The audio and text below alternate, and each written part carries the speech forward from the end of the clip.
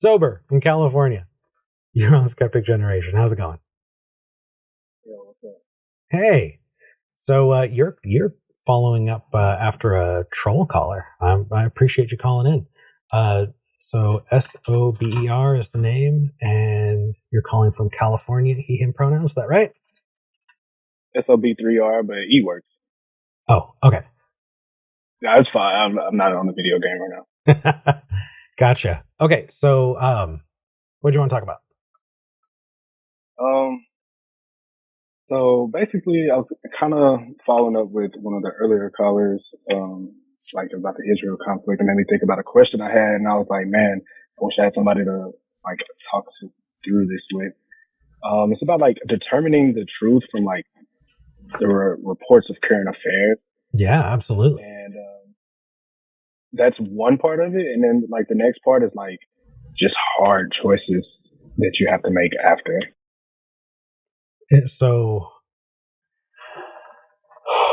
that is a really, really tough question, and definitely not one that I can answer in one call. But okay, I think that media literacy is something that we all need to work on really, really bad. I think the first thing to do is look for where the other opinions are.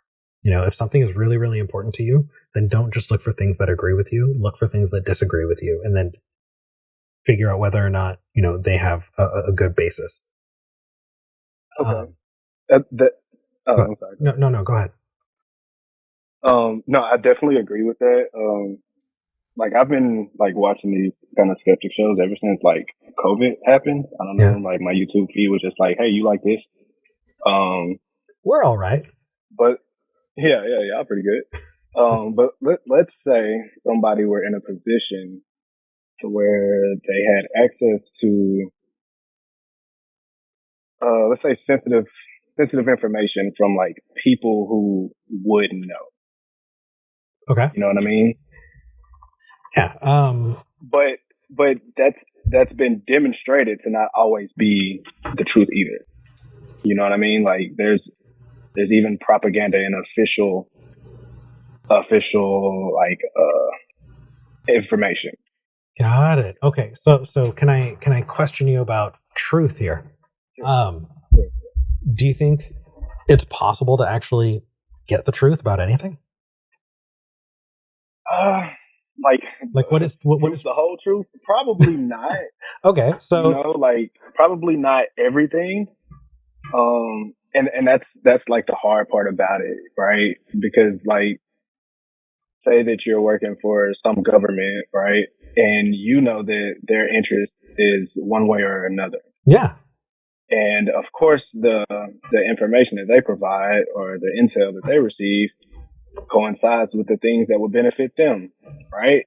Yeah, absolutely. Why wouldn't it? But go ahead.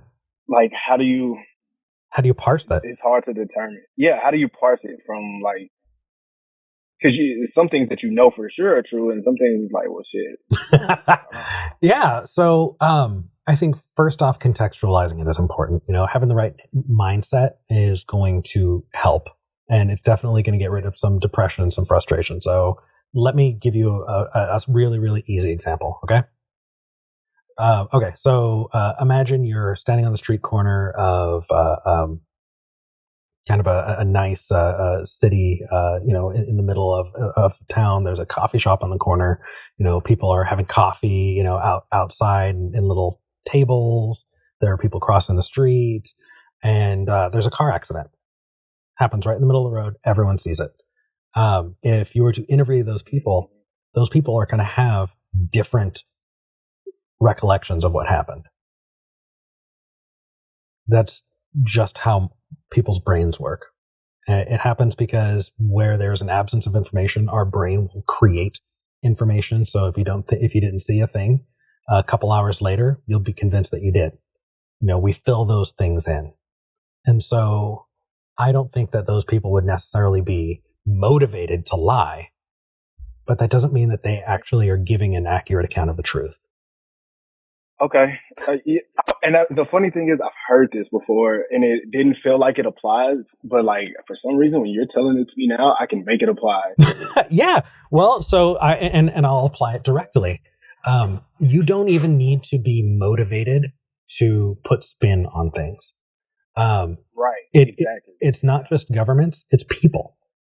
And when we understand that everyone is looking through things through the filter of their brain, their mind, their lived experience, then you need to, at a certain point, you kind of give up on the idea of having some absolute truth. Instead, we understand that everything is colored by the people who are telling us the stories.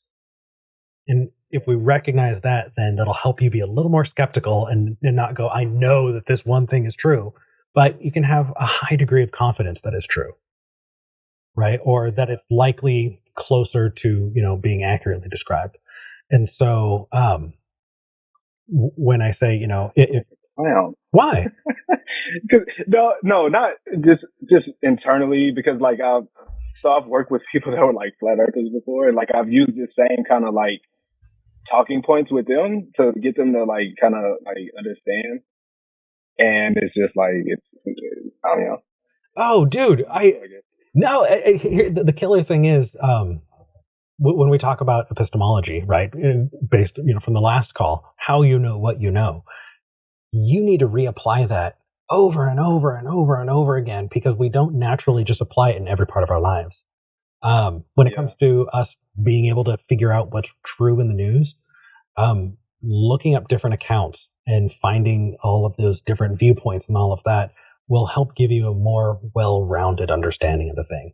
And for those people who are absolutely screaming, from the tops of the buildings, it'll help you contextualize and understand, okay, this person is motivated by this person is motivated by that, and you can go from there. Everything is shades of gray. And so if you're living in a world where you're sad that you don't have that black and white, the best that you're going to get is gray. It's always going to be that way. Yeah. It's okay. So it's either stay sad or get over it, huh? Yeah, that's essentially it. Yeah. I mean, that's like, that's kind of what I did with death, honestly. Stay sad or get over it. I like that. That is a much more concise way of putting it. I get that.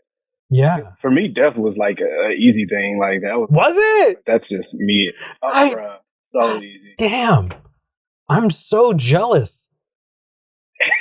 Oh my gosh. See, we're all built differently. Well,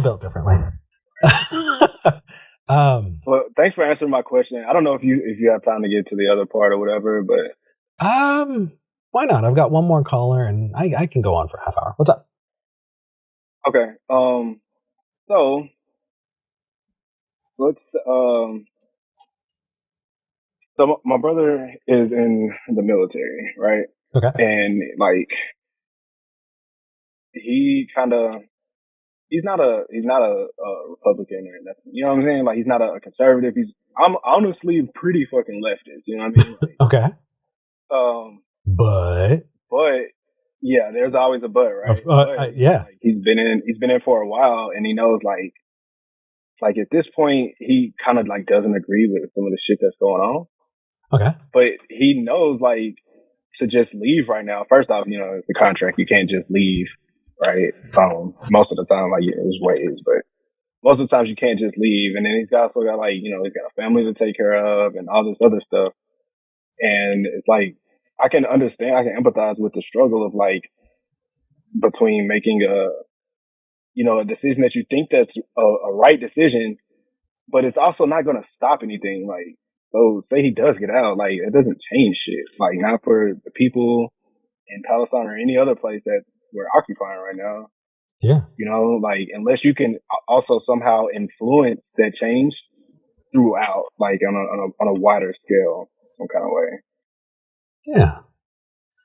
You know what I mean? So I do, but I think that the way you're approaching it is, I'm going to do it again. Yeah, that's fine. Do it. Do whatever you got to do. Okay. So I understand the want to view it through that perspective, but it's not being compassionate to yourself. And it's not, your brother's not being very compassionate to himself either. He never had that ability. And so treating it as, well, I don't have that ability kind of infers that, but I should, Yeah. So, I think that some self-compassion is important, and understanding. You understand why your brother's in the situation that he's in, and because of that, you're not judging him a bad person.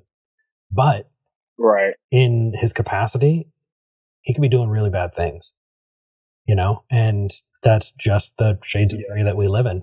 It's the exact same conversation that I've had about ACAB. Exactly. Yeah. There's a lot of parallel with that in this. Yeah, it is. I think you can be the sweetest person, but when you're putting on the shield, I think that you're the job is bastard by profession. No, yeah, 100%, 1,000% agree with that. Like, right, and so I know good people that are, you know what I mean? Like, good people generally. Absolutely.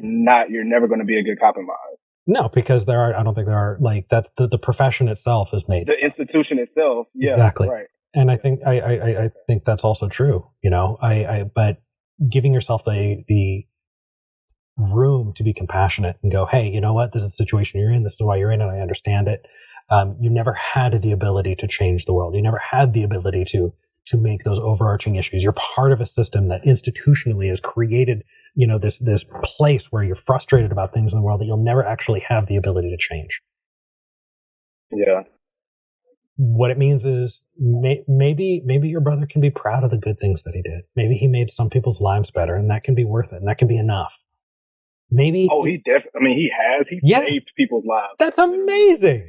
Then that can be enough. And even if none of that ever happened, the fact that he's supporting his family and the people that he loves and is coming home to them can be enough. Yeah.